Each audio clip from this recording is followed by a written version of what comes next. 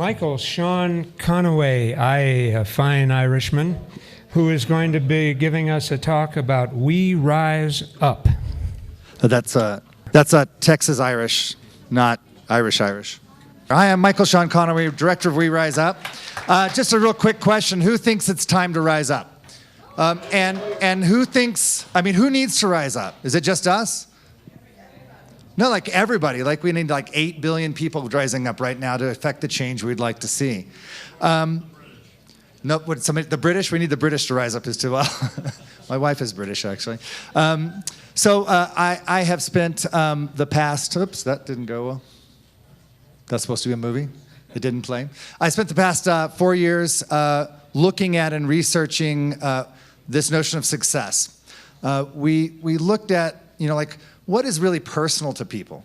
What is the thing that actually gets people going and has them be inspired about their world and their life? And success seemed to be a real interesting place, because in our success model today, we have success that doesn't leave us happy or fulfilled, and we have success that's destroying the planet. So we looked at success from a personal level. We looked at success from a collective level. What does it mean for a business to be successful? And then ultimately we started to ask the question, what's universal success? What's success for ourselves, for our businesses and the planet? What would success look like if it was going on into the future? What if we could be successful for the future? So we've produced and developed a film called WeRiseUp that's about that. I'm going to show you a trailer now.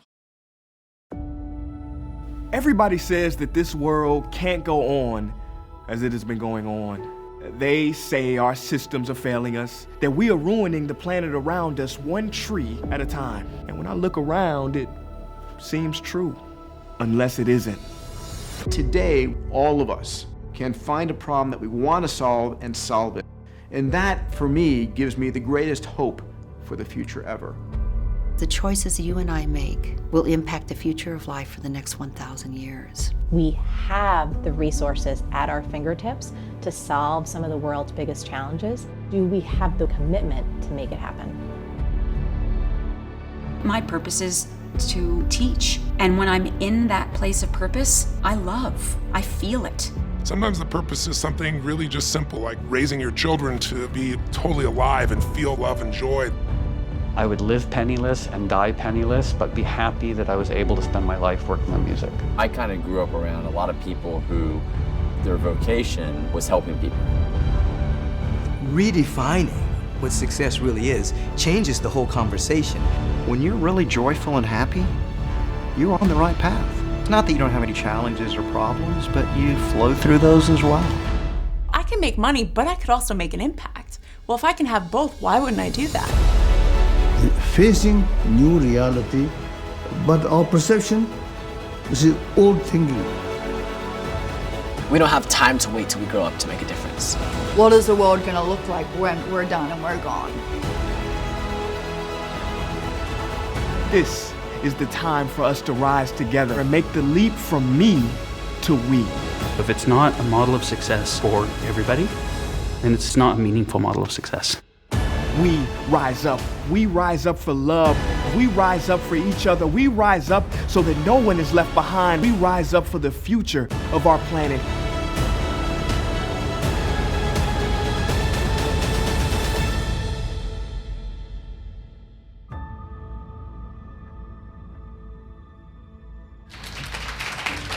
Thank you.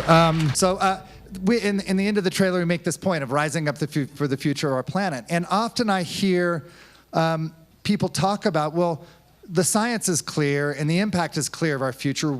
Why aren't people doing things? Why aren't they actually getting engaged and involved?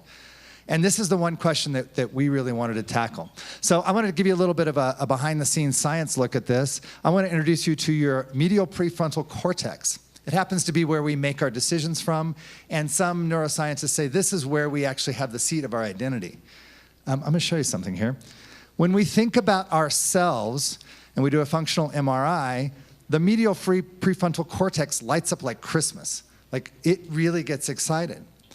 When we think about somebody else that we know, that we're familiar with, our medial prefrontal cortex gets a little bit excited.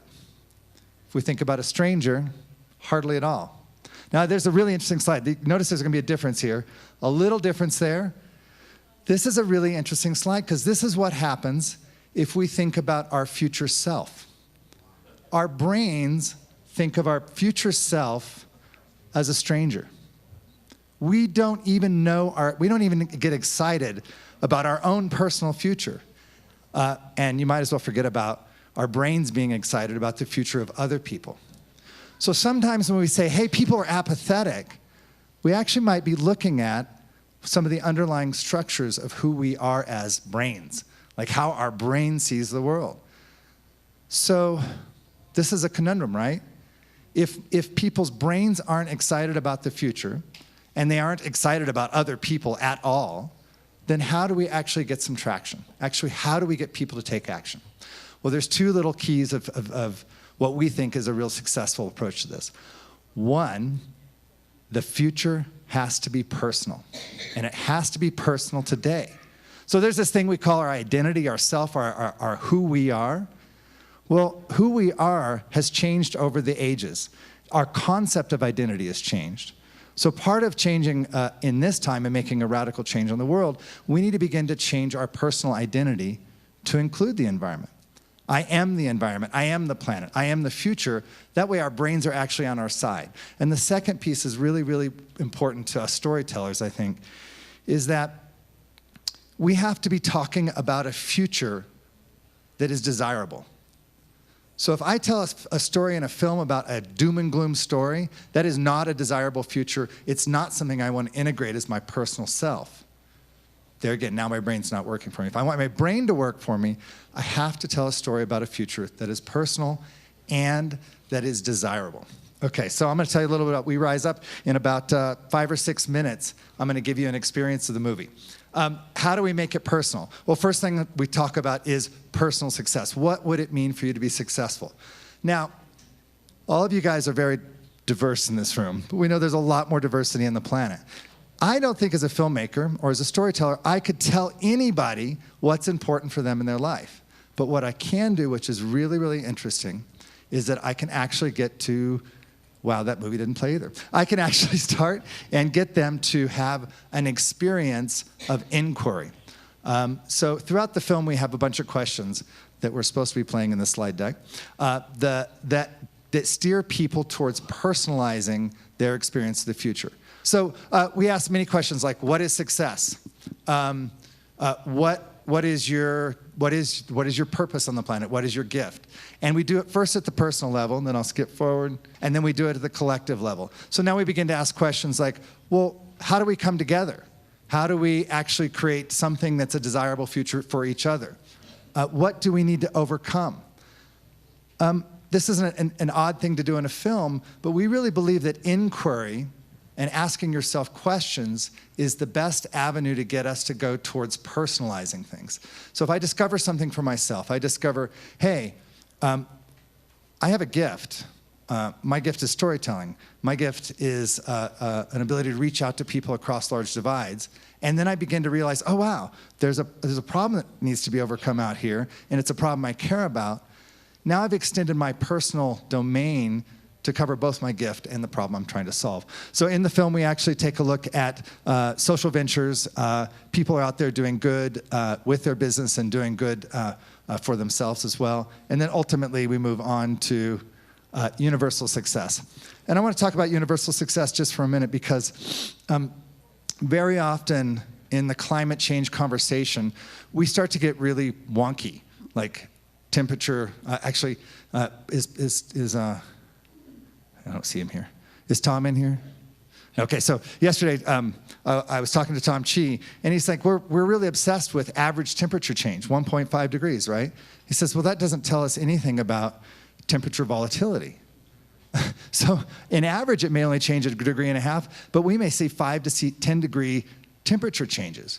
So in Las Vegas, if you go from 114 to 125 degrees, that's a real problem. And likewise, if you're in Anchorage, and it's 92 degrees, that's a real problem.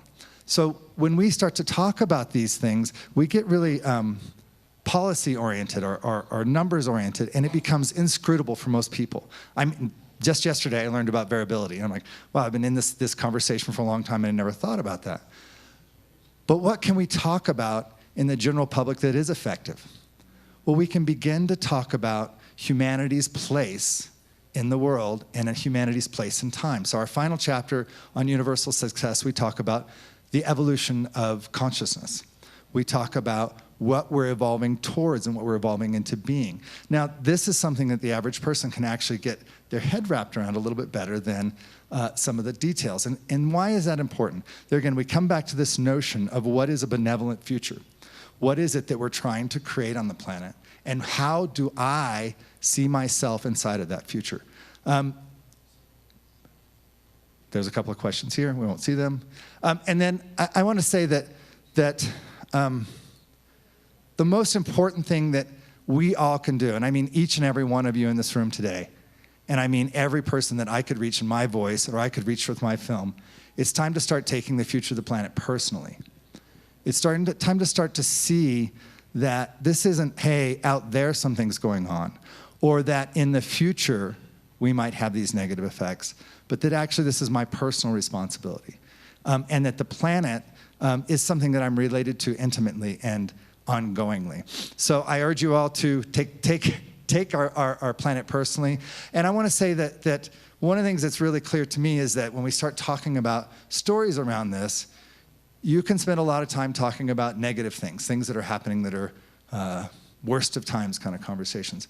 But you can also look at best of times conversations. And this afternoon, we're going to see a bunch of youth leaders come up on the stage, and they're going to talk about what they're doing about the climate and the environment. And it's a thing that we can look at and say, oh, look at those youth leaders and what they're doing, and isn't that inspiring? But maybe more importantly, we can say, look, I'm part of a movement.